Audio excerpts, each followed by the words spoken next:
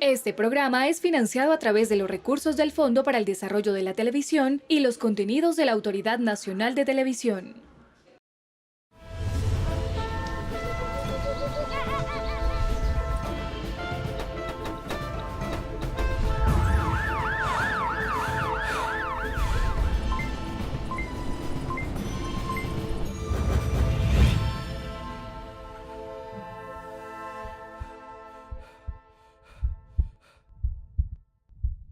Bienvenidos, esto es Pasando la Página, 10 jóvenes protagonistas de paz. Hoy les tenemos la historia de Leonardo Zuluaga, un joven de Manizales que hizo parte de las filas de las FARC cuando aún era menor de edad, pero que hoy está construyendo otro proyecto de vida y cree firmemente en la política y el trabajo comunitario para hacerlo. Aquí está la historia.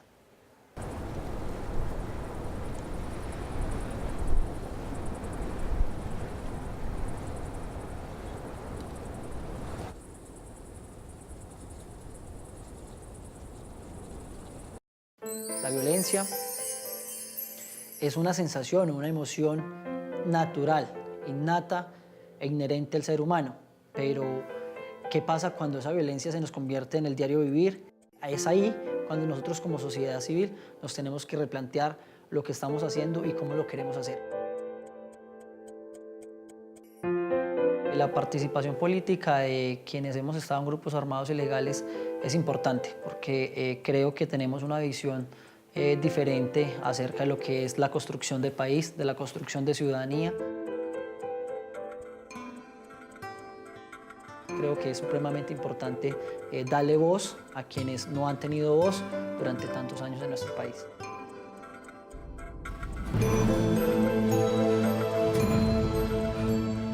Yo soy Leonardo Zuluaga Rubio, actualmente tengo 25 años de edad. Cuando era niño pertenecía a las FARC y hoy en día me desempeño como secretario juvenil de Medio Ambiente de la ciudad de Manizales.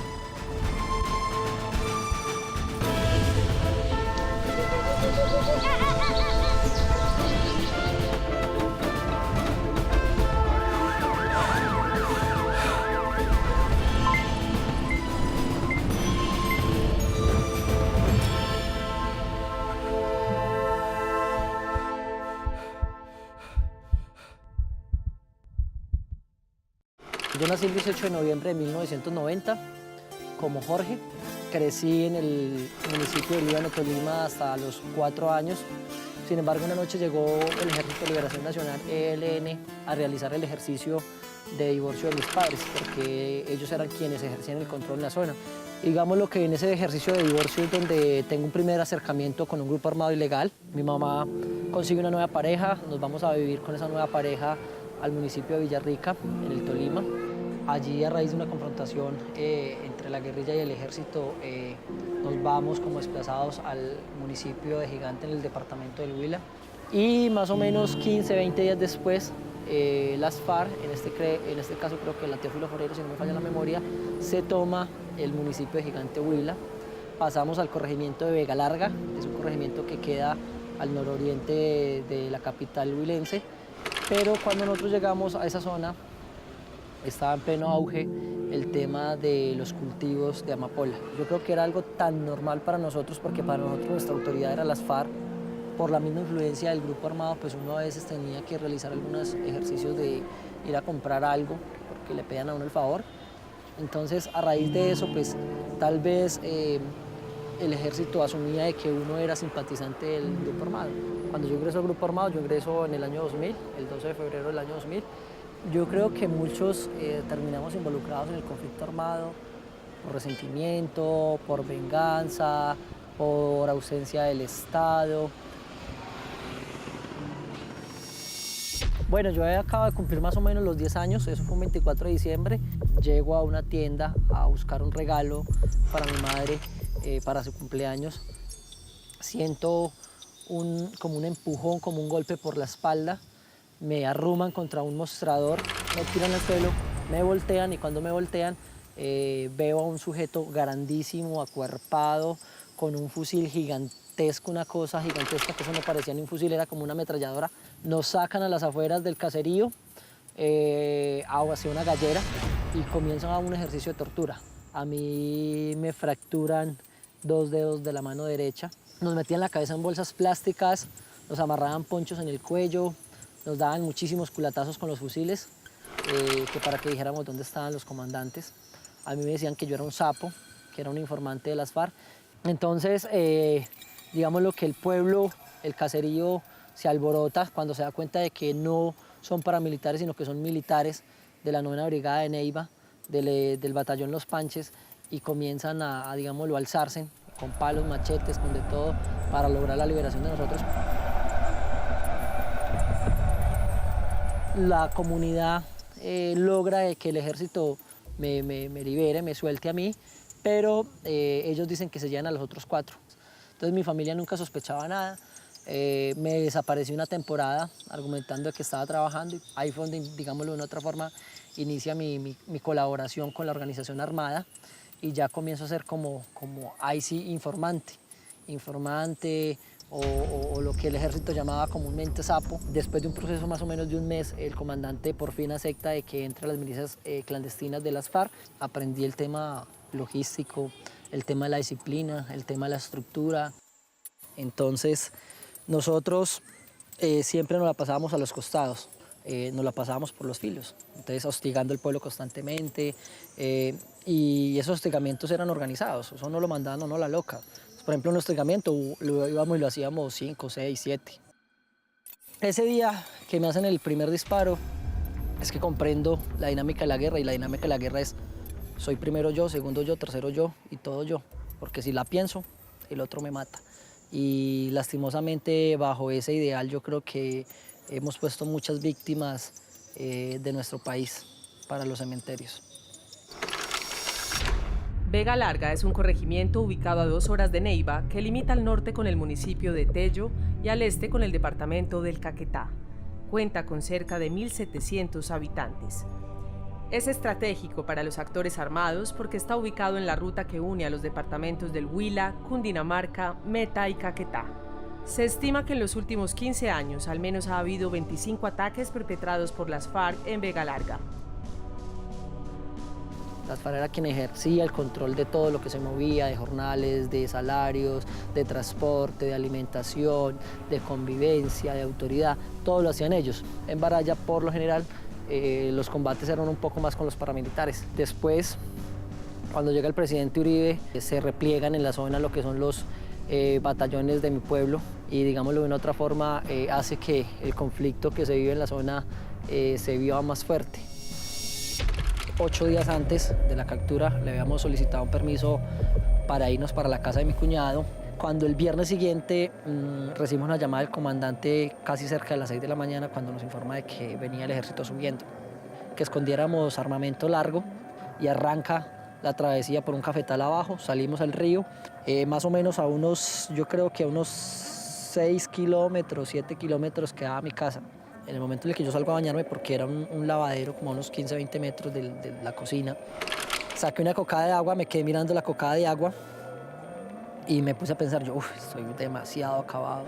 Voy a decir a Giancarlos que me dé una licencia más larga apenas pase este operativo, para poder descansar un poco, porque últimamente habíamos tenido mucho que hacer, mucha movilización, mucha logística, mucha presión militar. Al momento sentí otra vez otro fracturamiento de ramas, como ¡tra! Y miré y había una vaca, y yo, cuando yo miré otra vez hacia el lado izquierdo, cuando volteé a enderezar la mirada nuevamente, ya tenía un soldado como a 10 metros. En fracción de segundos saqué el revólver, le quemé el primer tiro y el man cayó al lado y se prendió la balacera. En cambio yo fuera quedé respondiendo hasta que se me acabó la munición que tenía en el revólver y en la pistola. Yo estaba ahí boca abajo cuando vi que sacaron al compañero. El compañero lo sacaron, también lo tiraron al suelo, y que nos iban a fusilar. Y curiosamente creo firmemente que hay algo superior. Entró una llamada diciendo que no vayan a hacer nada, que no los van a tocar, que porque hay un menor de edad, y que se embalaban con bienestar familiar. Entonces ahí fue cuando ya nos sacan por la quebrada abajo, nos sacan al río, y después del río nos sacan a la carretera. Y el cuento que ellos regaron era que habían matado a 2 guerrilleros. Llegué donde estaba el ejército. Entonces yo le pregunté, le dije ustedes aporrearon a un niño. Entonces dijo, no, eran 2 guerrilleros.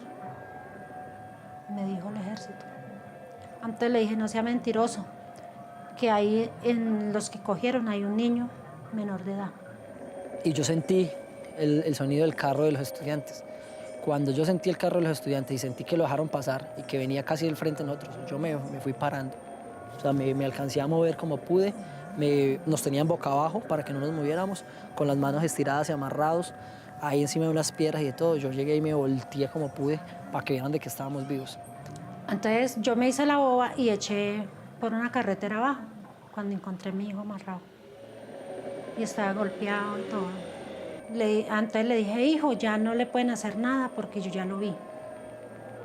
Ya lo vi que está vivo y ya no le pueden hacer nada. Entonces los estudiantes se fueron y avisaron de que no estábamos muertos, de que nos estaban haciendo pasar por muertos seguro para matarnos. Entonces ya se vino más gente y todo el tema. Como a las 10 de la noche salimos ya de Vega Larga y arrancamos camino a Neiva, caminando. Bueno, después de pasar por la modalidad de hogar sustituto en Neiva, en la regional Huila del ICBF, soy remitido a Cali a una modalidad del instituto ya un poco más especializada. Allí ya nos encontrábamos solo niños que éramos víctimas del conflicto, niños que venían de las autodefensas, del ELN, FARC, EPL, de diferentes partes del país. Allí seguí en el colegio, logré terminar la primaria y a la par comencé a hacer un curso en mecánica de motos. Fue como irme insertando nuevamente en el sistema educativo como herramienta para aprender. Actualmente las cifras nos hablan de más de 6.500 niños que hemos pasado por el programa de restitución de derechos del Instituto Colombiano de Bienestar y que quiere decir que estuvimos en las filas de algún grupo armado ilegal en Colombia. Para el año 2002-2003, donde inician las desmovilizaciones masivas de las autodefensas, es donde el gobierno se percata de que sí realmente existe una vinculación de menores de edad dentro del conflicto armado colombiano y que por esta razón debe comenzar a crear una serie de mecanismos constitucionales que le permitan garantizar los derechos a los niños. Es ahí cuando comienza la institucionalidad a equiparse y a generar una serie de estrategias que le permitan generar rutas de reintegración a la vida civil, en este caso para niños desvinculados del conflicto armado. El programa del que hacía parte Leonardo era un programa en convenio entre la Universidad de Caldas, inicialmente también con la Unión Europea y el ICBF. Él era menor de edad y hacía parte justamente de un programa definido para atender a los muchachos menores de edad excombatientes. Cada caso es un universo particular, pero sí hay, digamos, elementos en común. Esos elementos en común se asocian básicamente al temor que muchos de los chicos traen, pero hay una distancia muy grande entre eso y saltar, una ruptura además muy fuerte, y saltar de pronto a un mundo urbano que no está listo todavía, tampoco una sociedad que no está preparada para incluirlos. Yo creo que las rabias y las frustraciones y los dolores que ellos traen son las rabias naturales de cualquier ser humano que pasa por una experiencia de guerra independientemente del bando. O sea, también podría ser el discurso de un soldado herido y que obviamente había que facilitar una descarga emocional importante para que ellos pudieran empezar a nombrar lo innombrable, a darle como una especie de contenido a muchas experiencias difíciles, pero parte del trabajo también era valorar esos aprendizajes propios del campo, también esas habilidades que ganaron en ese entrenamiento que tuvieron en su paso por el grupo armado.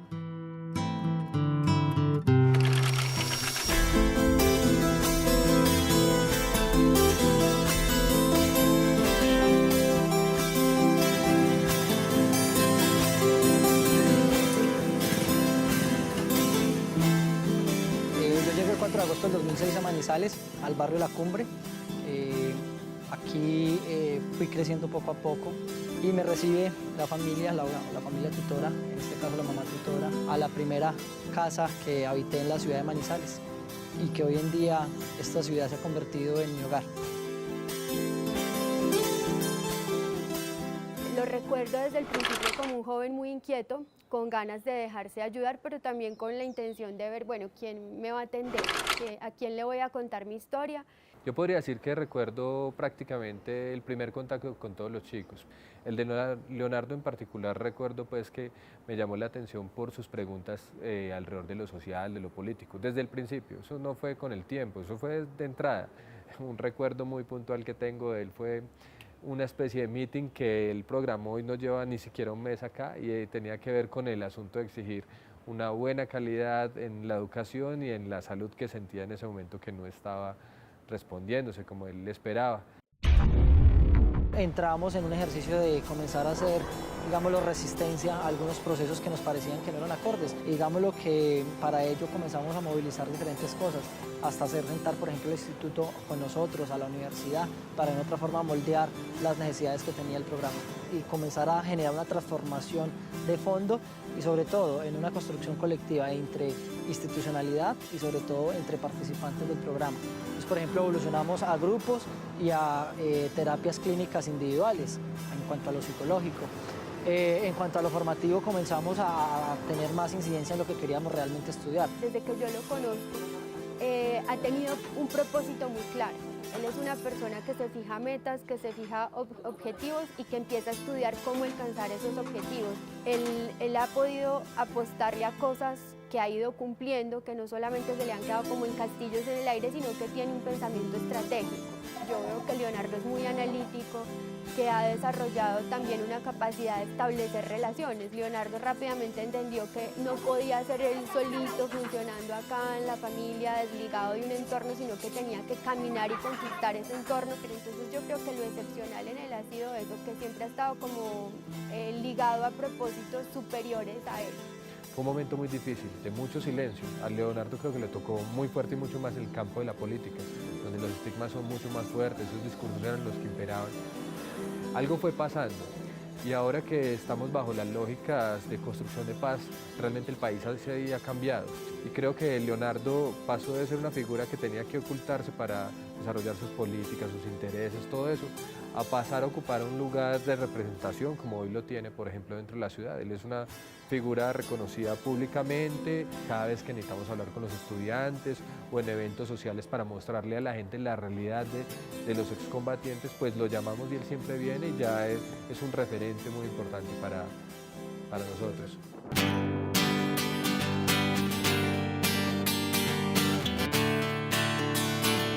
Cuando yo llego a Manizales estábamos en diferentes etapas. Aquí hice otros cursos hasta el momento en el que me di cuenta que quería estudiar otra cosa que realmente me llevaran a involucrarme con la comunidad, y voy a la Secretaría de Desarrollo Social de la ciudad de Manizales y encuentro un letrero que decía Fundación Cruzada Social, formación en líderes gestores sociales, y fue donde realmente como que descubro la vocación y que realmente lo que más me movía era todo el tema social y comunitario.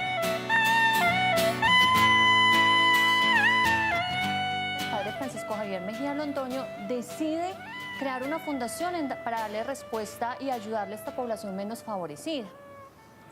La fundación surge 65 años atrás dándole respuesta a una comuna que nos divide, se llama la comuna San José, con una población que siempre ha tenido unas condiciones básicas insatisfechas.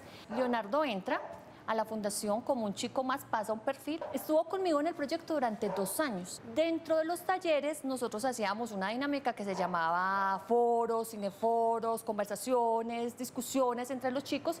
Él tomó la palabra y él llega y dice, por ejemplo, yo soy desvinculado de las FARC, del grupo armado desvinculado de las FARC. Pasaron 1000 cosas por mi mente.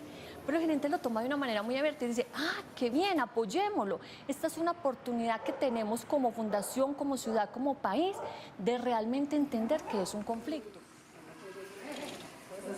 Leonardo actualmente es el coordinador de proyectos del área de gestión misional. Él hace toda esa parte de apoyo con niños, jóvenes, adultos, todo lo que es el primer filtro, el primer contacto de la población necesitada con la fundación. Y dentro de los proyectos que van ejecutando, pues es quien lidera, organiza, hace toda la parte de asistencia, toda la parte de seguimiento. Y poco a poco me fui enganchando en otros aspectos, como fue poder trabajar en el barrio, limpiar prados, una cantidad de cosas, y fue mejorando mi calidad económica y lo que me permitía tener una estabilidad ya más emocional y comenzar a anclar mis sueños en la ciudad de Manizales. Cuando cumplo la mayoría de edad, pues ya llego a todo el tema de lo que es la administración judicial en la Universidad de Caldas y cursos complementarios en el tema social, entonces formación con pedagogía con niños, pedagogía infantil, pedagogía juvenil, ley 375, código de infancia y adolescencia, una cantidad de instrumentos que me daban herramientas para poder consolidar mi trabajo social y comunitario. En la ciudad de Manizales comienzo a participar ciudadanamente en la Junta de Acción Comunal de mi barrio, luego miembro del Tribunal de Garantías del barrio. Eso me permitió hacer conexiones. Entonces, por ejemplo, la líder o presidenta de la Acción Comunal me contacta con su organización política, que en ese momento era el Movimiento de Salvación Nacional, y es allí donde inicio un primer ejercicio como candidato al Consejo Municipal de Juventud de la ciudad de Manizales en el año 2007. Nosotros somos un grupo de jóvenes, somos 33 jóvenes de la ciudad de Manizales, que conformamos todo un gabinete juvenil. Entonces somos los homólogos juveniles de cada uno de los secretarios de despacho de la alcaldía, de los gerentes de las entidades descentralizadas y de las demás dependencias. Y nosotros pues hacemos varias cosas. Lo primero es aprender cómo se dan los procesos de la administración pública desde dentro. Y lo otro es acercar a los jóvenes a la administración y proponer desde la visión de los jóvenes. No estamos regulados directamente o no explícitamente por la ley, pero sí estamos cobijados por la ley como un voluntariado juvenil en el que lo que se busca es que nosotros como jóvenes participemos de las diferentes instancias de la administración. Entonces él me cuenta su historia y dale, vamos para adelante. Lo que hemos conversado no solamente quedan las experiencias pues, que tuvo como guerrillero, sino los aprendizajes que tuvo y que esos aprendizajes aportan también ahorita en vida civil y que nos han aportado mucho al gabinete. Yo he hecho parte de 3 procesos de gabinete juvenil en la ciudad de Manizales. El primero fue como gerente juvenil del Centro de Recepción de Menores. El segundo ejercicio fue como secretario general juvenil y actualmente como secretario juvenil de Medio Ambiente. Allí desempeño un acompañamiento al secretario adulto a través de acciones en espacio público, sobre todo haciendo énfasis con el tema de comparendo ambiental.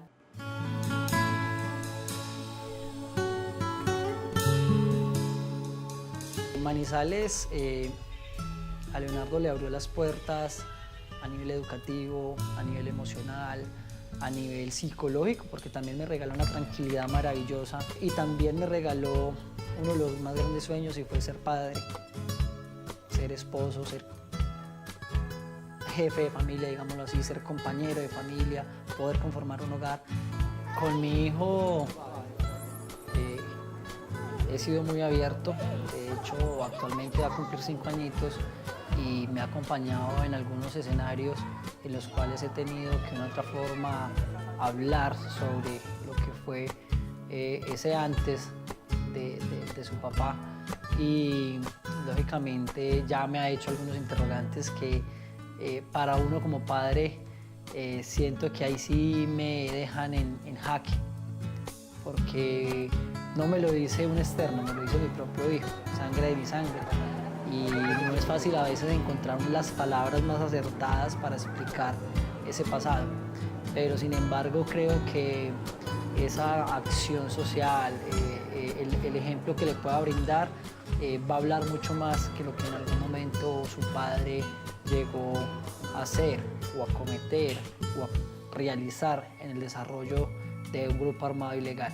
Entonces creo que el ejemplo que le pueda brindar como padre va más allá que cualquier otra cosa y creo que será una gran base que me ayudará en el momento en el que tenga que de una otra forma confrontar mi pasado con la realidad de mi hijo. Creo que he venido preparándome poco a poco también para ese ejercicio de poder en algún momento ocupar espacios de interés a nivel político para el desarrollo de nuestra ciudad, bien sea en el tema ejecutivo o bien sea en el tema de las contiendas electorales, a un consejo, a una asamblea, a lo que sea en nuestro departamento o ciudad.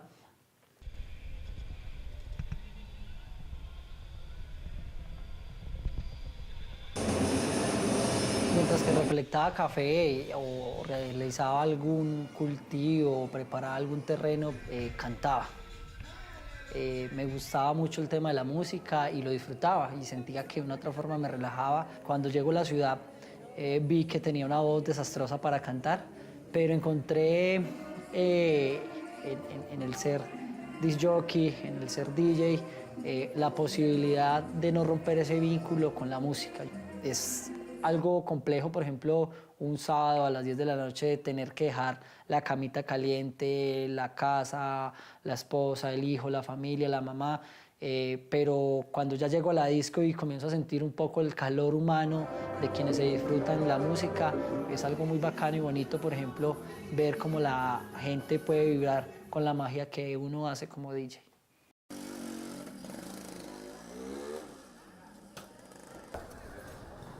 Él va a seguir siendo un líder. Lo veo avanzar, lo veo realizando sus sueños, un buen ciudadano. Si se desempeña en la parte política, tengo la confianza que políticamente va a ser un político conveniente para la sociedad. Quienes estuvieron dentro del conflicto por X o Y situación no tienen que ser rechazados, sino que los debemos incluir, los debemos aferrar a la sociedad civil para que no se nos vayan otra vez, porque si se nos van, volvemos al estado de guerra y ese es el problema y ese es el tema que no podemos permitir dentro de la Colombia que queremos formar en paz. Creo que el país hoy sabe cómo desarrollar estos procesos con los excombatientes, pero la sociedad es la que no sabe. La sociedad es la que todavía no está preparada, la que lo señala sin darse cuenta que buena parte de la responsabilidad está en ella y que es ella la que le falta y la que está en deuda con estos muchachos y con muchas otras de las víctimas. Estos relatos y estas historias de guerra tenemos que empezar a trascenderlas. Todos somos responsables de alguna manera de lo que pasa en este país, en distintos niveles, y creo que todos tenemos algo para hacer. Y escucharlos sin tantas prevenciones para darles la oportunidad de demostrar y de decir, bueno, ¿qué tienen para decir? Yo creo que ya esa es una pequeña acción de paz que está en las manos de cualquier persona.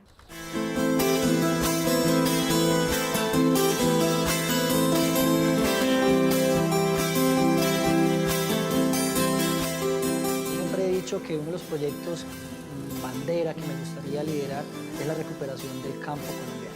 Creo que el campo es la piedra angular sobre la cual Colombia puede trazar la visión o la trayectoria para ser una potencia mundial. Y es una deuda histórica que tiene el país con sus zonas rurales. Por eso creo firmemente en que como ciudadano debo desarrollar ese potencial para retribuir a mis campesinos, para servirle a mis campesinos, porque realmente de allá soy y de allá debo regresar en algún momento cuando el país no lo permita, cuando el país logre saldar esa deuda histórica que ha sido el de derramar sangre, ríos de sangre por tantos años en nuestro país.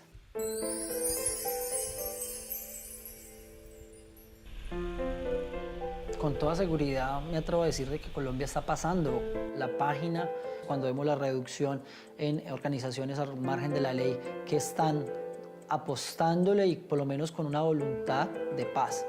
Dios me ha regalado la posibilidad de no sentirme ni víctima ni victimario. Un superviviente que cree que nuestro país puede avanzar porque tenemos el potencial, porque tenemos la capacidad de como país poder recuperar nuestro campo, poner a producir nuestras empresas, poder ser autosostenibles como nación.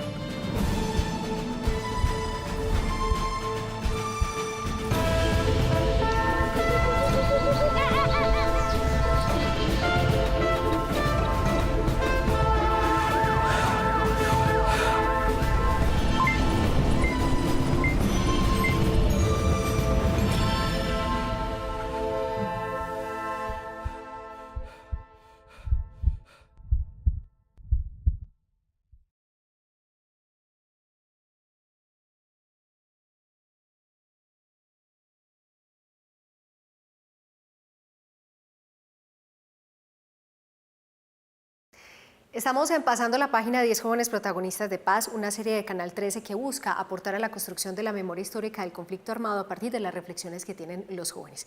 Y ahí acabamos de escuchar la historia de Leonardo Zuluaga, un joven que hoy está construyendo otro proyecto de vida y cree firmemente en el trabajo comunitario y también en la política para hacerlo. Y justamente esto nos da pie para hablar acerca de la participación política y la